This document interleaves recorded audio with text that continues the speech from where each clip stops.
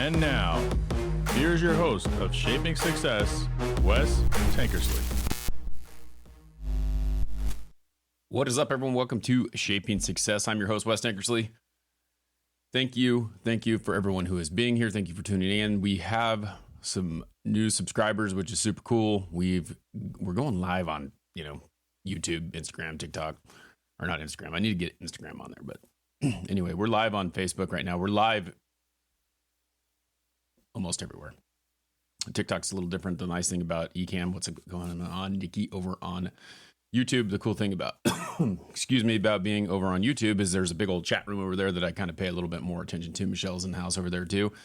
Trying to kind of go between different platforms is always tough. I wish TikTok would allow me to stream from Ecamm, but it does not. As I was watching that intro bounce off, I was sitting there thinking, I haven't told you guys this. Maybe I have, maybe I haven't, but I'm thinking about changing the name of the show from Shaping Success to just the Wes Tankersley Show. When I started this out 5 years ago, it looked much different than it has in the last year and the last year and a half. And I've gone more to just solo stuff where it's just me talking and going through the daily things and the things that I do in life and how I motivate myself to keep moving forward every single day. And so it's kind of a little bit different. And, I'm not saying that Shaping Success is going away, but then I start looking at like all the things I have to do to change it, right? Because the logo behind me, which is kind of blurred out, you can't see it back there, but it's been the logo of the show for like 4.5 years now, 5 years now. The original one was a little bit different. And my friend John Hutton made the intro video for me. And it's like, I have to change that. I have to change the logo. I have to change a whole lot of things. So it's interesting to see that happen, but it's kind of the way that things are going. I'm thinking that I need to change it. I need to do things a little bit differently. So we'll see how it goes. We'll see where that goes. Which kind of brings me to the point today. The point today, there's a couple things, all right? Reflection, right? Like that's one of the main things that I think as you listen to me talk and you listen to me go through the process of trying to be this positive person, of trying to be the best I can no matter what, to work through those things, you'll notice and you'll realize that it's a process of reflection for me. And I think a lot of times like we get lost in the fact that we don't understand why something went the way that it did. But then when we actually look back and dissect and think about that situation, it really is something that helps us. It's something that makes us stronger, but we don't see it in the moment because we're thinking about all the things that happened through that situation. Okay. And it's funny. I have been married for damn near 25 years, 24 years this year, a couple months, it'll be 24 years. Okay. So thinking about that, like I am 43. I had a really short dating span when I was, probably from like 15 to 19. Right. And as I reflect on those relationships that I had back then, the reason that I ended up where I am was because I wanted each relationship that I had to be a little bit better. Right? Like I thought about the things that I didn't like. I reflected, and you don't know you're doing this because like a lot of times you get lost in the fact that you're actually doing it. But I reflected on what I liked, what I didn't like, what, I was looking for in that type of the person that I wanted to spend the rest of my life with. And essentially by like the fifth person, I found it. I found what I was looking for. And I think that that's the tough part. Like you have to realize that you're going through that process. It's a reflection. So that relationship, you think about it, like some people have had to date a lot of people. Some people have had to date a few people. Some people have had to get divorced multiple times and to find the thing that they're looking for. But the growth was there. And what was that growth moment when you realize that this was what I wanted, this is what I needed? And then you decide that I don't need this, I do need this. Those are the types of things that you go through. And so that happens in life in general. That's just one spot, right? Like that's the relationship point. But what I'm talking about is like in life. We sit here and think about the things that we have. And I spent some time reflecting yesterday about where I've come, right? I talked about success and how, like money's not not the true like measure of success, right? Like a lot of people think that they're like looking at what people have. They look at material things. They look at whatever they have, but really the reality is being happy.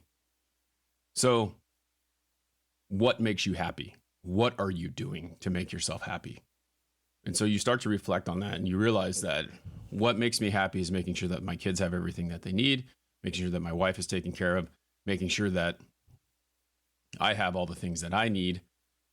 And that makes me happy. It fulfills me to walk outside and to see my lawn is green, to mow my grass, to plant trees, to make my property look good. Like that makes me feel good about what I am. So like those are the things that I do. So now what you have to realize is if that stuff makes you happy, what is it going to take to get you to that point? And then the money comes in, right? So like you have to make money in order to do that. Now in my previous job, I didn't have enough money to support my family. And then I looked at going to work every single day and listening to, I was a teacher, right? And so sitting there looking at like the kids that I was changing, and is it really worth it? Am I really fulfilling myself in the way that I need to in order to get that? And so I took that step away from something that I spent a lot of money to do. I got 2 degrees and I no longer do that. But I found this job and I enjoy the job that I have. And there's things that I want to change. So I have to constantly be reflecting in thinking about how can I make it better? And that's how it is. That's where my life is. And that's with the podcast. It's the same thing. How can I make this better? How can I make it more fulfilling for me to help you to be a better person? So that's pretty much where I'm at right now. And it's funny because I want you to think about that because there are things that you can do in that reflection process. And to me, it's like, okay, so what's going on? I have a lot of friends that have stuff going on in their lives right now. And it's like, are you doing everything you can? And if it doesn't work out for you, what's the plan? Like there shouldn't be, a lot of people say, I don't have a backup plan for what's going to happen. But you do. Like you're going to have to think, well, what am I going to do right now when this happens? When I fail, if I fail, what am I going to do? Where am I going to go? And so that's kind of the thing that you have to do is like, it's not a backup plan when you know that what you're doing, you're going to go full steam ahead. But then what happens if something happens? There is no such thing as failure until you quit. And I think that that's what we have to decide. It's like, there's this goal, this dream, this desire that we have. How are we going to get there? It may not happen in your time, and reflect on that. What are you going to do to make that happen? But there is one thing that you can control. Okay. And that is your attitude and how hard you work at it. And that's 2 things. I apologize. I was thinking about it. As I was saying, there's only one thing you can control, but you can control how hard you work at it. So you can quit. You can take a break. It could take you a year. It could take you a week. It could take you 6 months. No matter what you do, though, you're the one who puts the effort into it. So how are you doing what you're doing? And what can you do to change the way that things are happening for you, to you, in that way? So the big thing here is, like I said, no matter what you do, you are in control of it. The choice is yours. If you want to change your life, you have to be willing to do the work. That's all I got for you today. It's a short one, I know. We had a great run with Robert last Wednesday, so go check out the book review for Ars Victorious. It was a really good episode, and it was talking about reflection a little bit and like how we can do those things to make ourselves better.